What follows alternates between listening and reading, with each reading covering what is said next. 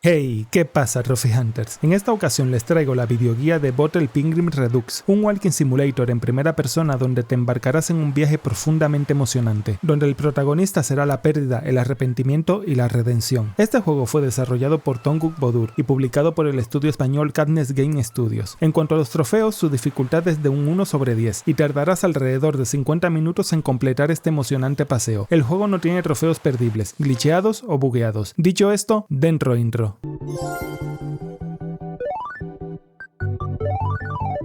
Bienvenidos a la videoguía de Pilgrim Redux. Es un juego bastante simple, como suelen ser la mayoría de los Walking Simulator. Su fuerte es la narrativa, pero aparte de disfrutar de la historia tendrás que encontrar un total de 20 coleccionables, molestar a 2 tipos de animales e interactuar con un hacha a lo largo de 4 capítulos. Una vez empieces el juego, simplemente debes avanzar y disfrutar de la narrativa. A lo largo del vídeo te iré indicando dónde está cada coleccionable y los animales y objetos con los que debes interactuar. A partir de este momento te dejo con el gameplay completo. Espero que disfrutes de esta historia. Gracias por estar aquí. Si este video te sirvió de ayuda, no dudes en suscribirte y dejar tu like. Hasta la próxima, Trophy Hunters.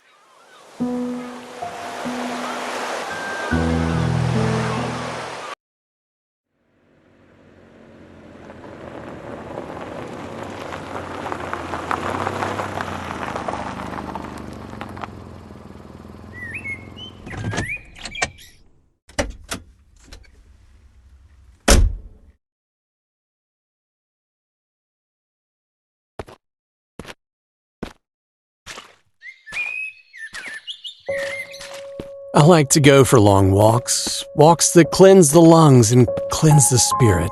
This walk, though, has particular meaning for me, and it's a pilgrimage I make every year at this time.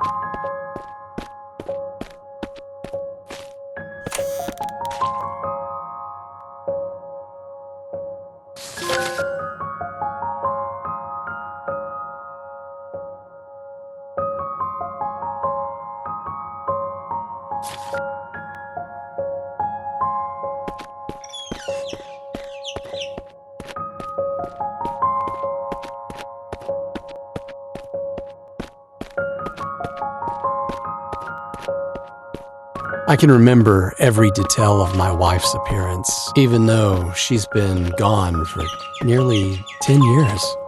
I remember how her cheekbones would rise when she smiled. Remember her long, raven black hair flowing down her back like a shiny waterfall.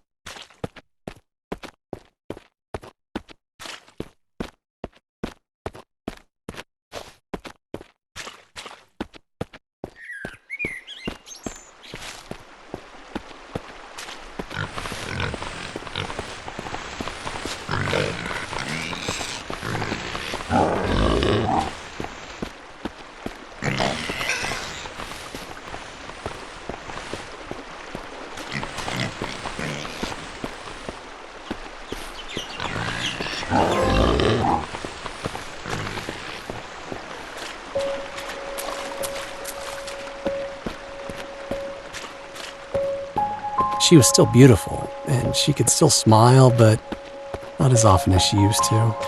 The sickness came and went quickly enough, but when it went, it took her with it. I was only 31 years old at the time. She 33, and our daughter, Emily, had only recently turned 6.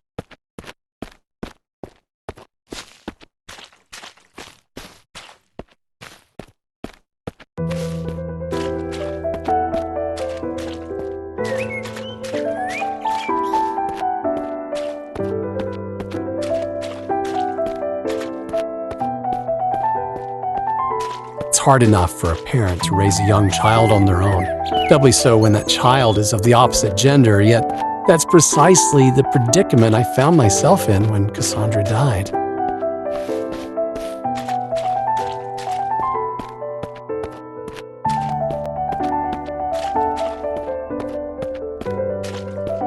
By all means, both sets of grandparents did their best to help out, but my pride dictated that I could only ask so much of them.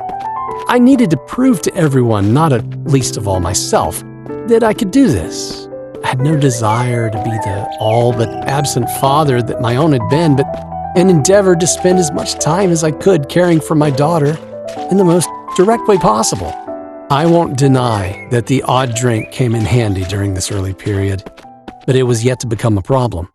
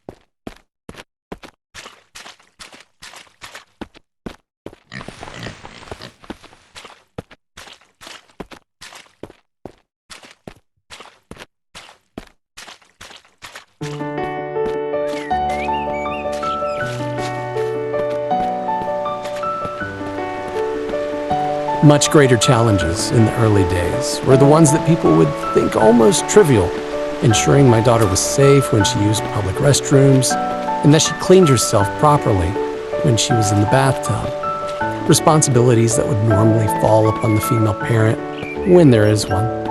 Emily was still very young at the time, of course, but old enough to feel awkward that her father was checking in on her during her more private moments. There's no denying that the presence of a woman would have alleviated much of the burden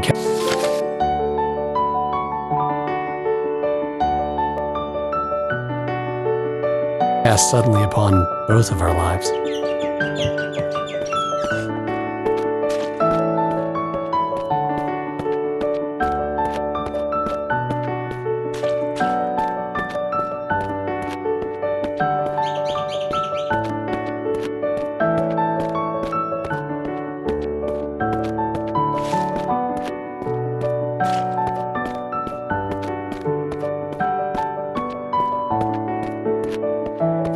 It's not like I didn't try to meet other women after Cassandra's passing.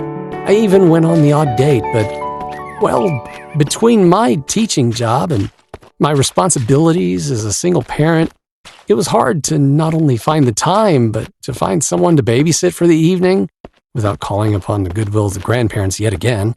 Most of all, though, it was impossible to find someone to fill the yawning void that Cassandra had left in her wake.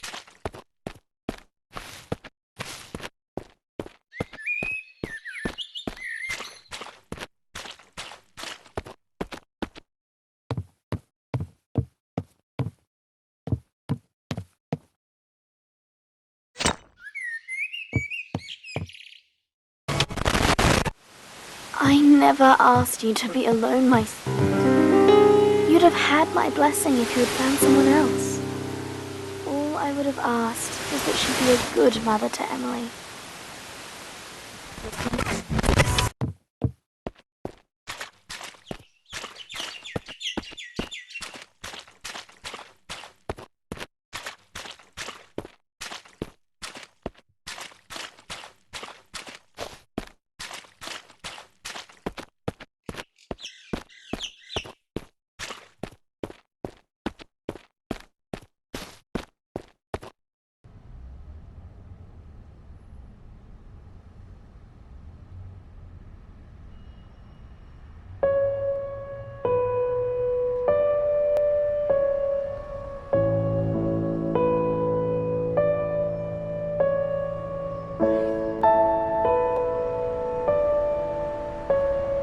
Ah, yes, I remember this evening.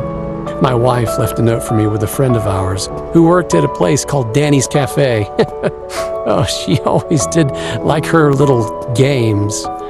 We had a lot of good times in this district, made a lot of good friends, enjoyed a lot of good meals, but there are, unfortunately, other memories which I associate with this place.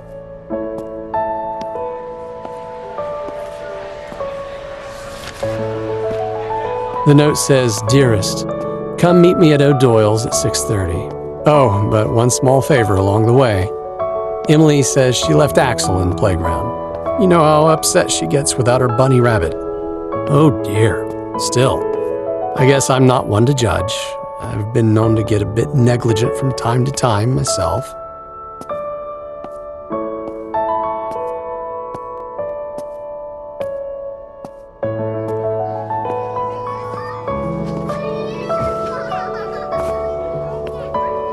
That's one errand run. Next stop, O'Doyle's.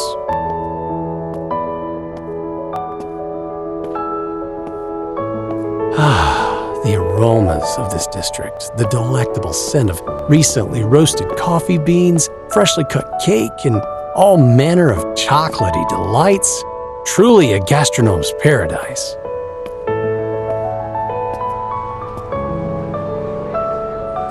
The last time Cassandra asked me to meet her here at night, it was to tell me she was pregnant. I wonder what the big news will be this time.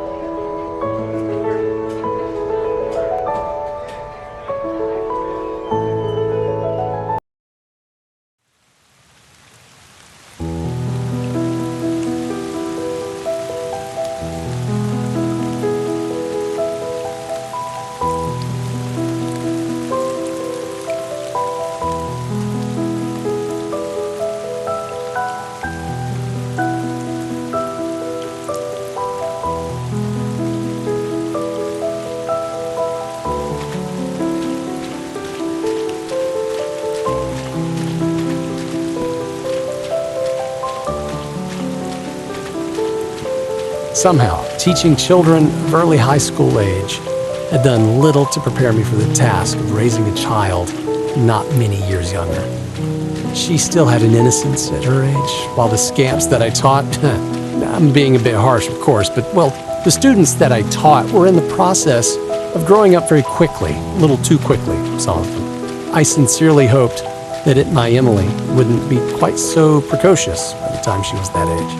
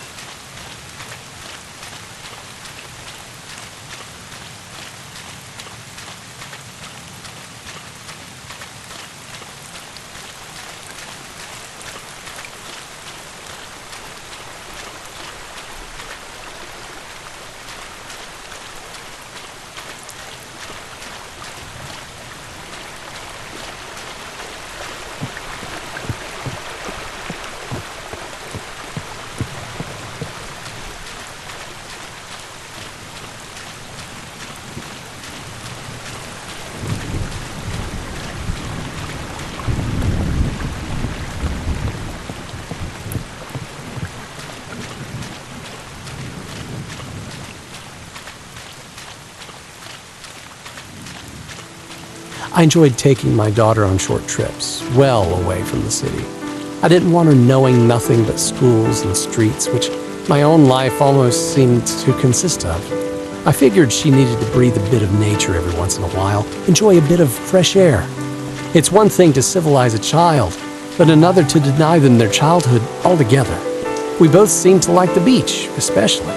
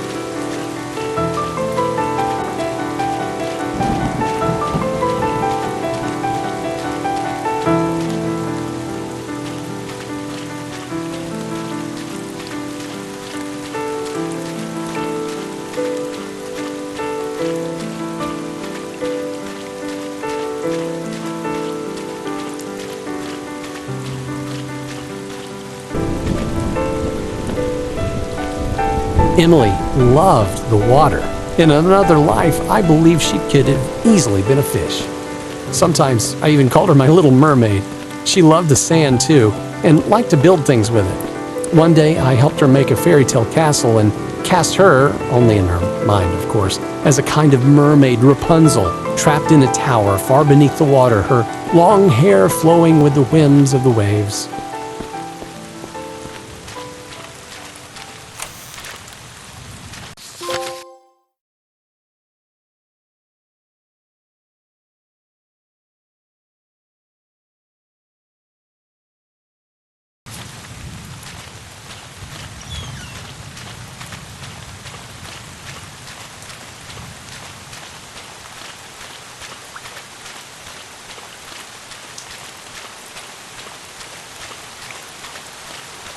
"Would you be my prince and come save me, Daddy?" she asked.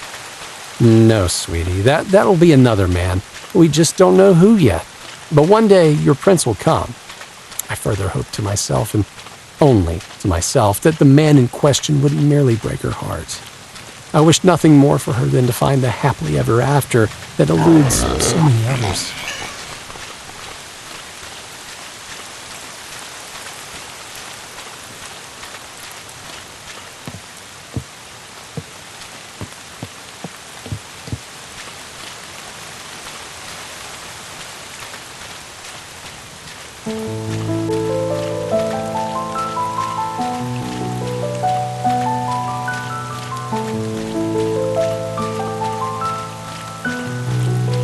For a brief time, when Emily was 7 years old, I managed to get involved with another woman for all of 6 months, another teacher at the same high school.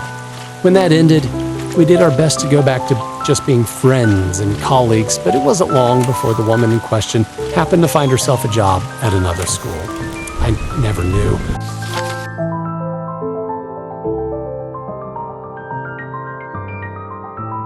Whether I was the primary cause for her leaving, but knew that it was probably for the best. She only met Emily once. I don't think Emily liked her very much. Yeah, it was probably for the best.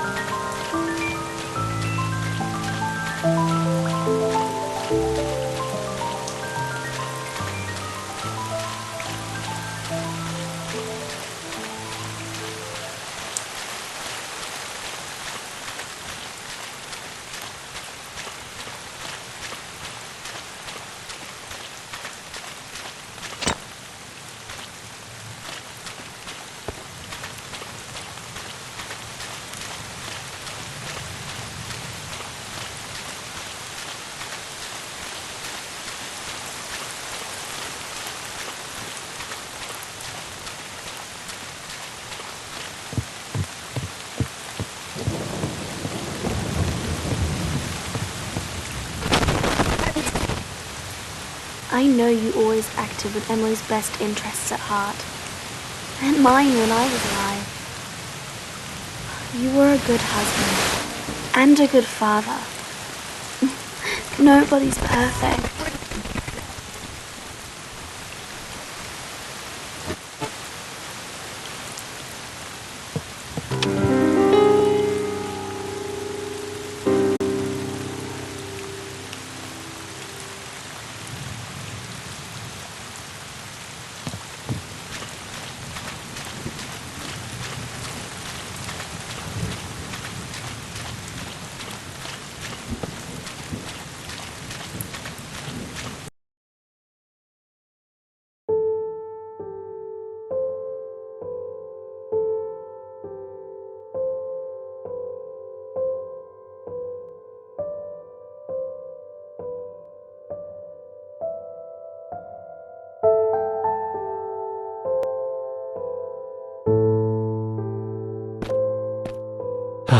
Memories. My wife and I used to come to this place to mess about, before we were actually husband and wife, of course. Her parents were a bit on the religious side, and, well, I'm not sure my parents would have appreciated us getting up to mischief in their house either. It wasn't glamorous, but at least we knew we could be alone here.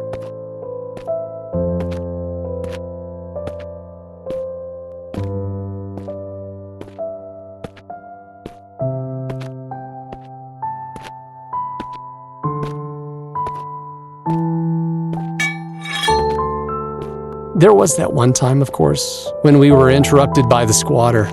The poor old guy seemed a bit embarrassed by his discovery, truth be told. We quickly finished up our business and respectfully departed. During future visits, we made a point of keeping to the other end of the building, just in case.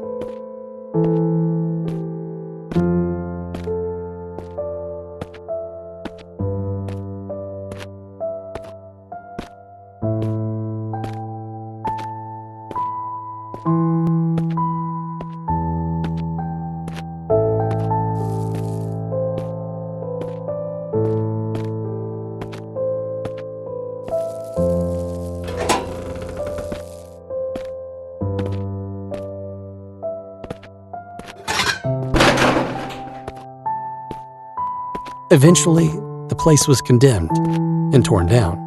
It was no great skin off of our knees, given that we'd already moved on, but I always wondered about that homeless guy. I certainly hope he wasn't inside the building on the demolition day.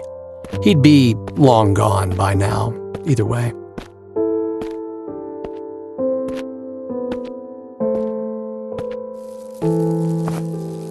Ah, that's right.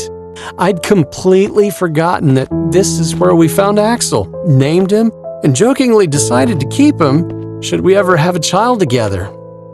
Careful what you wish for.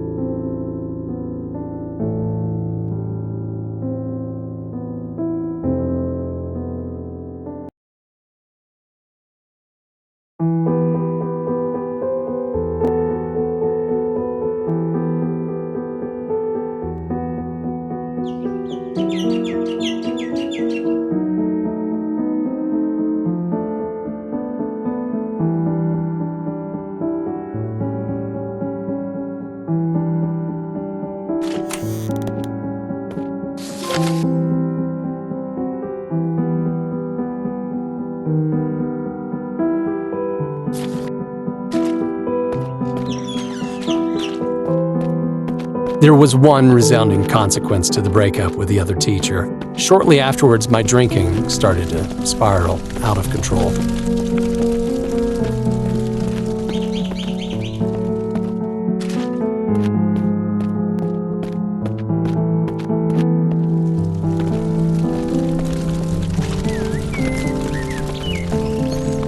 Perhaps it shouldn't have come as a surprise. My father had been something of a drinker when I was young. Though he did manage to reduce his intake by the time I left home, thanks to the numerous threats of divorce from my mother. The irony wasn't lost on me. My father partially conquered his alcoholism to keep a woman in his life, while losing 2 women in my own only drew me closer to the demon drink.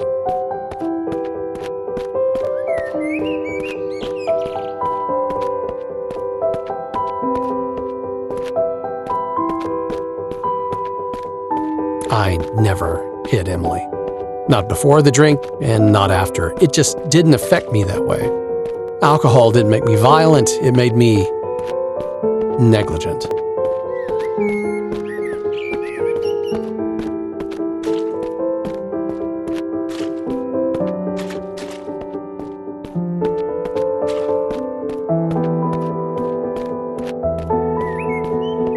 Which isn't to say that I wasn't known for my occasional bouts of verbal aggression. That much I can't deny, and I probably raised my voice to Emily more often than I should have. I certainly recall at least one occasion when I reduced her to tears, and there were probably other occasions that I simply can't remember. But I never hurt her, physically. That much I'm certain of. That just wasn't who I was, or who I am today. I might be a weak man, but I'm not a total coward.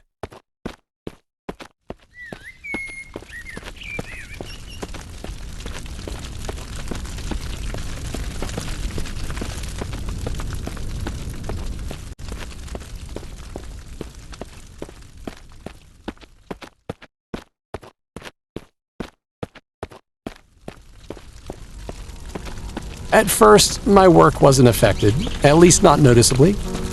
As the months progressed, however, I found myself substituting the water in my plastic bottle for vodka. Only sometimes on especially hard days, and only a partially full bottle. No one ever knew, of course, that though my work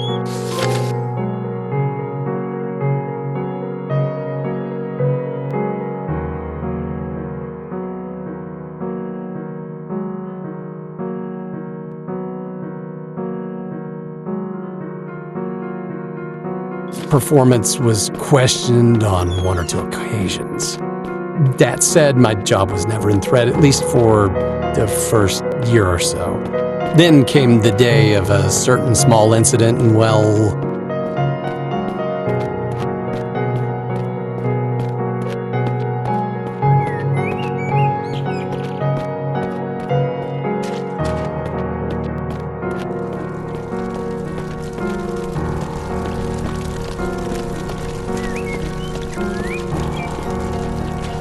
I wasn't violent towards the boy. Again, that just wasn't my style, sober or otherwise. But I definitely raised my voice at him and demanded that he leave my classroom and never darken my doorstep again.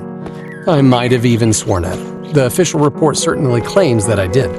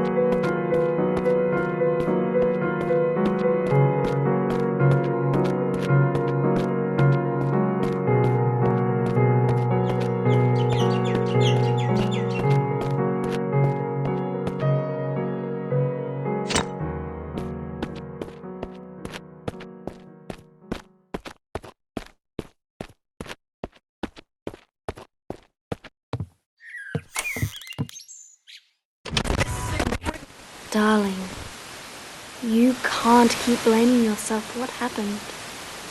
Not to me, and to me.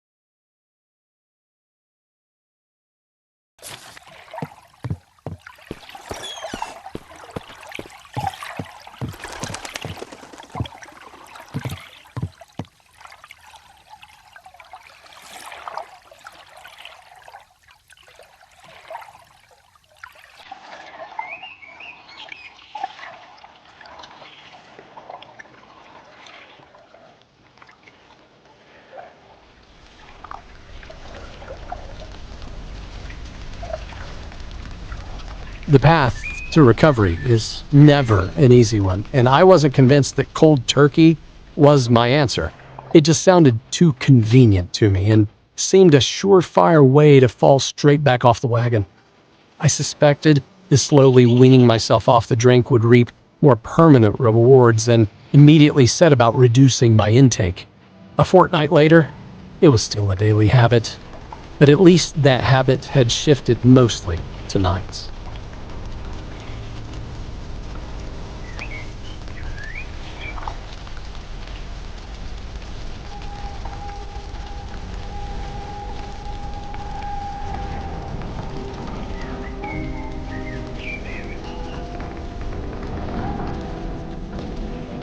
After talking Emily's grandparents around, convincing them this was the first step on my road to recovery, I soon organized a trip to one of our favorite beaches, a retreat we'd been to a couple of times before.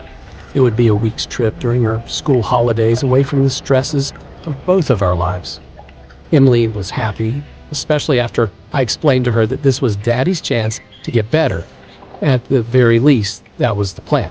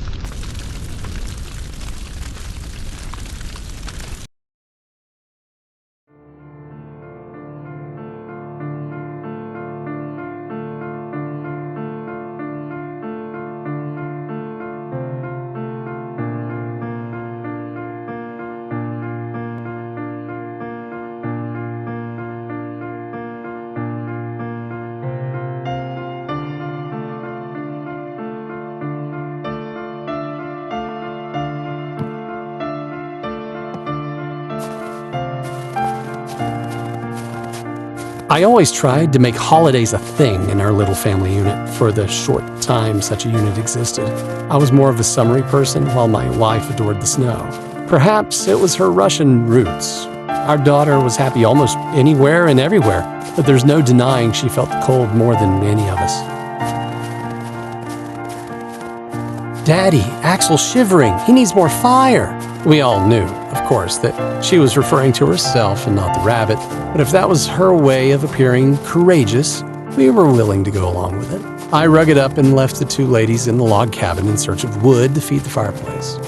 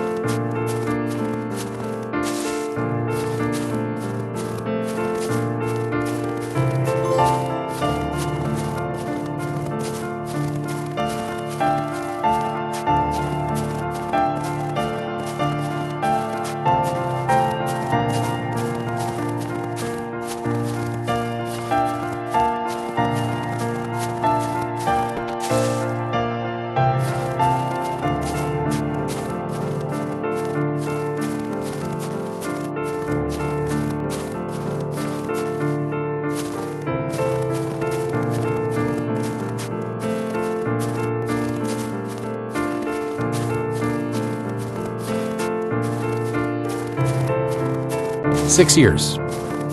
That's all the time we had together, all three of us. All the time that Emily had to get to know her mother. Daddy, when will Mommy be coming home? She asked the day after Cassandra died. I opened my mouth to answer, but all that came from my throat was an impotent, choking sound. Tears were quick to follow. Emily, brave little soul that she was, did her best to console me.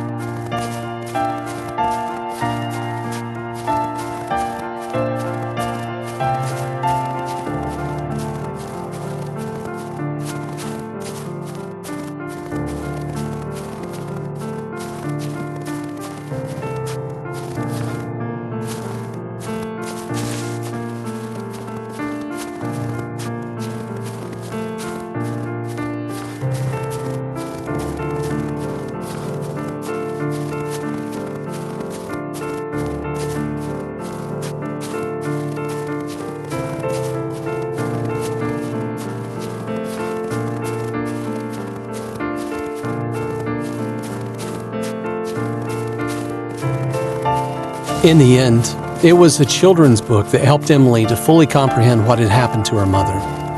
So the mummy deer got sick, and there was nothing the other deers could do to help her? That's right, sweetie. We all have to pass on sooner or later. Your mother's time just came sooner than we expected. It was in that moment that I understood why families bought pets with short life expectancies, like goldfish and guinea pigs. Emily had little concept of death up until that point.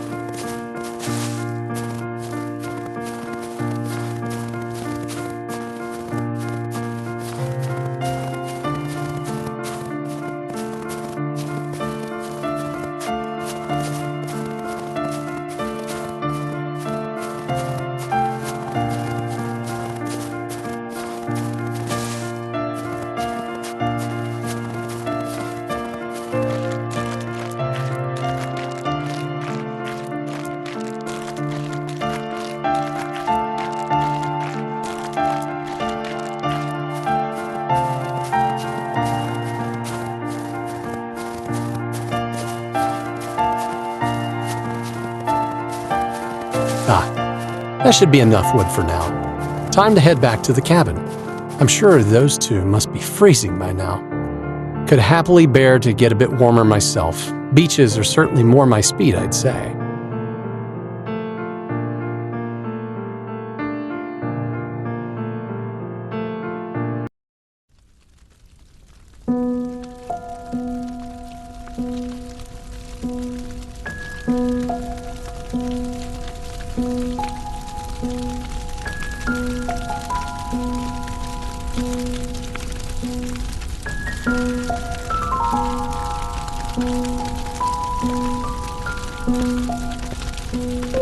Things went swimmingly for the first few days of the beachside trip. No bad puns intended. And Emily was enjoying every minute of it. Sometimes, I worried that I may have created a slight loner of a kid, given how happy she was to play by herself, how proficient she was at finding her own entertainment.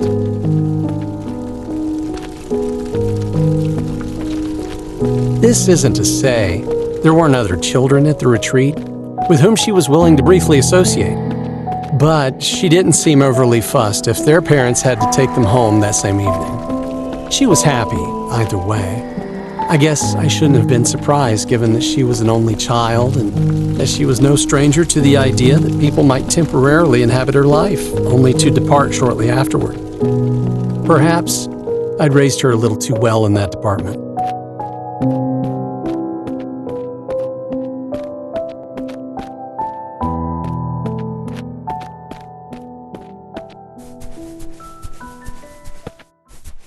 In the meantime, I was having my own version of a good time. Freed from the shackles of a more polite existence, I found little reason not to drink the days away, and the nights even more so. I know that wasn't the plan, but anyway, I met some new friends, and even made the acquaintance of a very lovely, very single woman 5 years my junior. A woman so charming.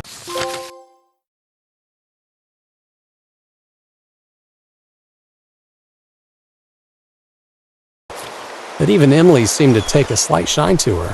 Things were definitely looking up. Then came the day of the tragedy.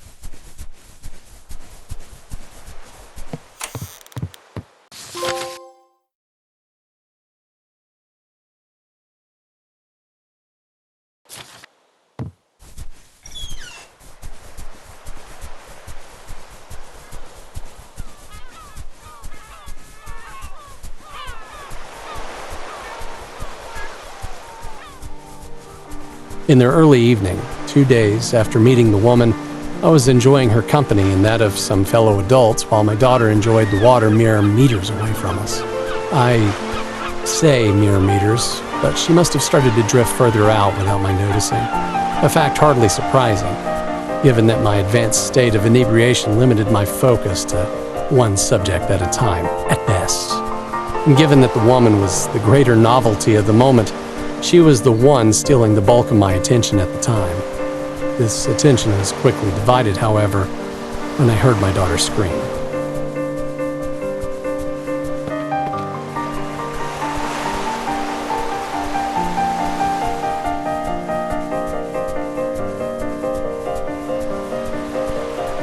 It's funny, the sudden clarity one can experience, the moment one realizes that something they love is in danger. I leapt to my feet and caused all manner of calamity as I scrambled to free myself from the tiny maze of tables and chairs that surrounded us. Somewhere, behind me, another man from our entourage was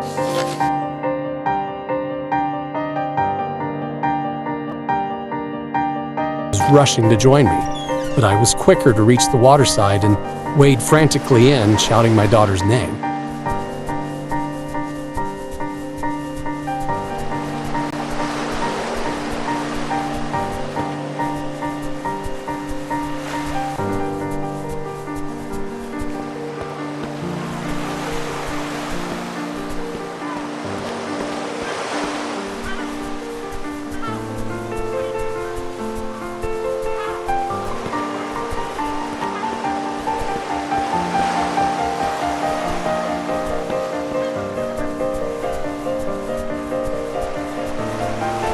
couldn't actually see her at first then. Glimpses, only of her hands and arms as they flailed above the water. All thoughts of my own current capacity to swim were tossed aside, and I launched myself into the ocean fingers first. Not even sure if I was swimming in the correct direction the whole time, but my body knew it had to press on, irrespective. Something inside me.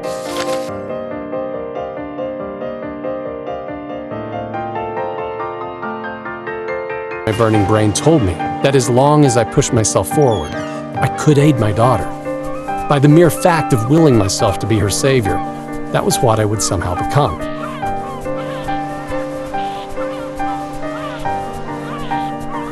Her body was never found. Mine somehow made its way back to the beach before collapsing, face down, so I'm told, into unconsciousness.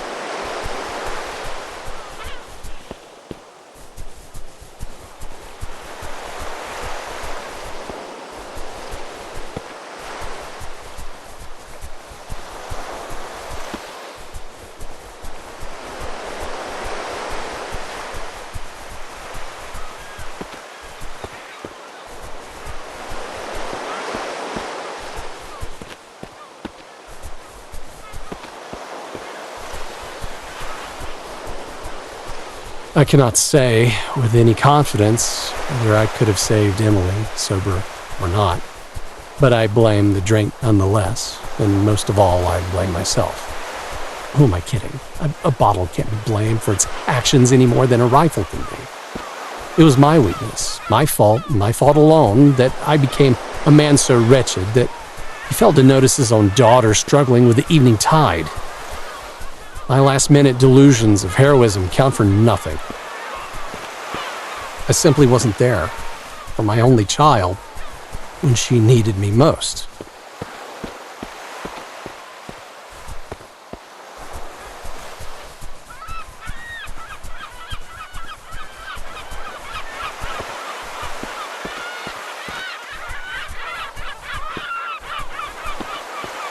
Can I tell myself I was a good father?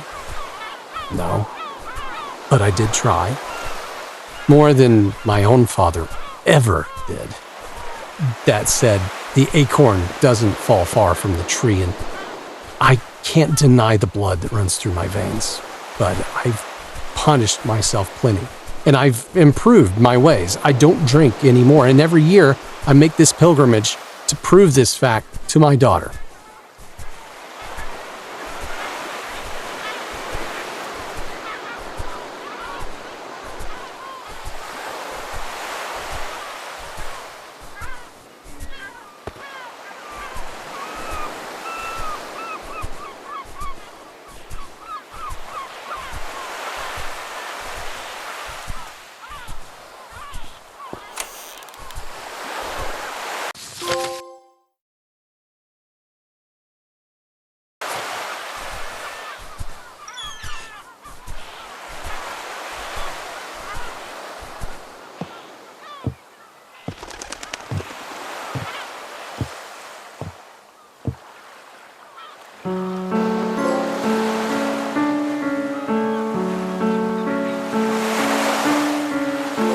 I have another dozen unopened bottles where that came from, so my penance is far from over.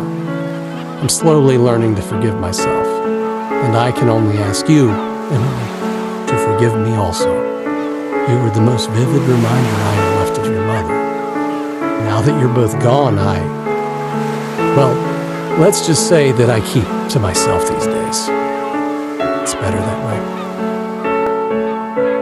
All that I can do is be the best teacher that I can and give other people's children the best opportunities that life has to offer them. I'm so sorry I couldn't do that for you. Farewell, my little mermaid. Sleep peacefully. Daddy loves you always.